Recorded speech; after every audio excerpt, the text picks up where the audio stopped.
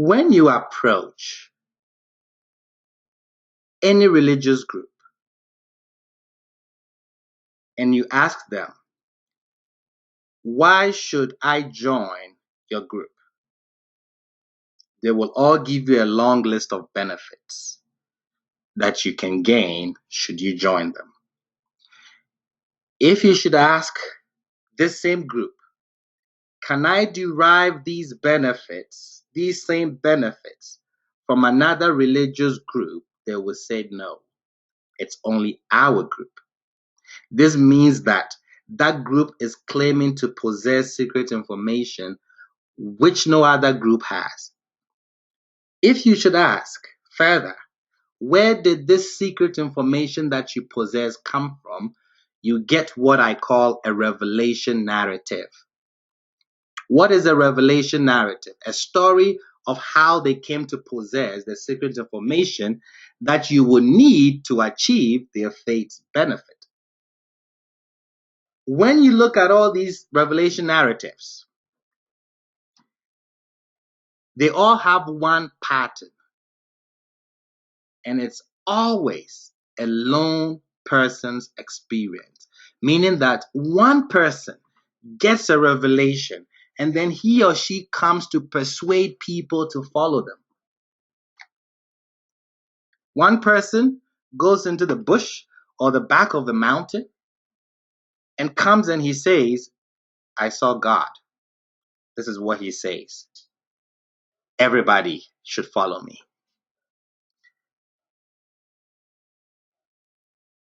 When any initial leader of any religion makes a claim, it's all based on faith. Believe me. The issue with that is you cannot check their claim because you were not there. The credibility of the religion rests on that one person founder. It has to be based on faith. You cannot check. Now let's look at this. In Exodus 4, Yah comes to Moshe and he tells him, go bring my people. Tell them that I spoke to you. I met with you. This is in the middle of nowhere. No one is there. Moshe protests. Behold, they will not believe me. And they will not heed my voice. But they will say, Yahweh has not appeared to you. That is true. We should not believe Moshe. Because if we believe him, it means that we are riding on faith. And it's very dangerous to do that. To just follow somebody because the person says so. Yah says, no problem. I will give you some signs to convince them to leave. And then I want you to bring them right here. Where I'm talking to you, I want you to bring them right here. And I'm going to do something. So Moshe does that. And we get to Exodus 19. And Yahweh said to Moses, behold, I am coming to you in the thickness of the cloud, in order that the people hear when I speak to you, and they will also believe in you forever. Look at what Yah is doing. He's about to start something, and he wants it to be credible. He's not just going to talk to one person to come and tell an entire nation that Yah spoke to me. He says, no, first I have to get them here, so go bring them. And this is what I am going to do. I'm going to do two things. I'm going to speak to their hearing, and then I'm going to do that so that they would believe in you forever, Moshe. Why do we believe in Moses? Because the entire nation heard Yahweh speaking to this man. In order that the people hear when I speak to you, and they will also believe in you forever. So we have every right to believe in Moshe forever because we heard Yah speak to him. Verses 10. And Yahweh said to Moshe, go to the people and prepare them today and tomorrow, and they shall wash their garments, and they shall be prepared for the third day. For on the third day, Yahweh will descend before the eyes of all the people. He wants everybody to see this. everybody to witness it. He doesn't want anybody to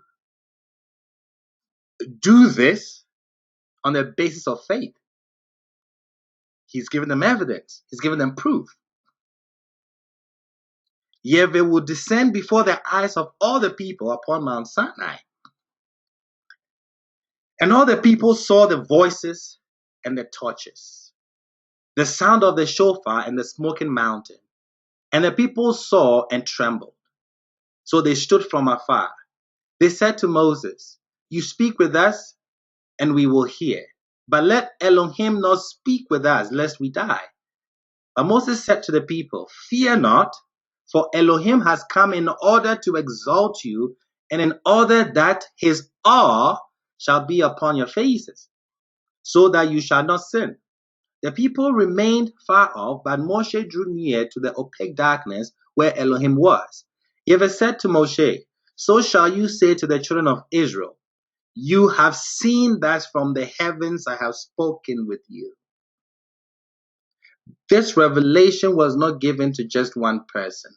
There were 3 million people standing there as a witness. This is how it began.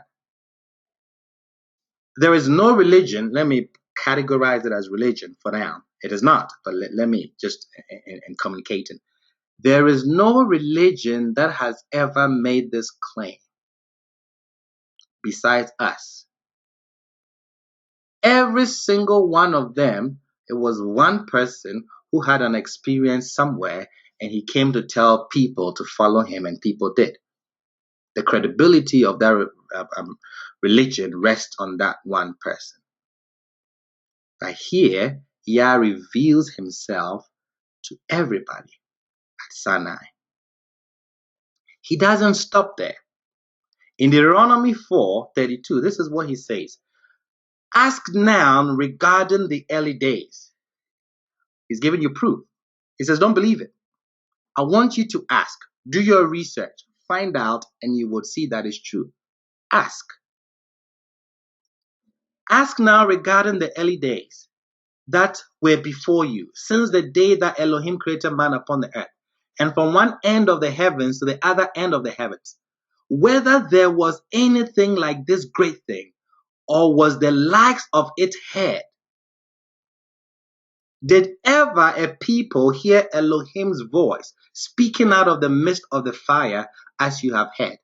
Yah is telling Moshe to tell us this will never happen again. No religion can ever make this claim besides us. A mass revelation.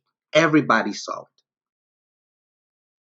We believe in Moshe because we have proof, because we heard Yah speak to him.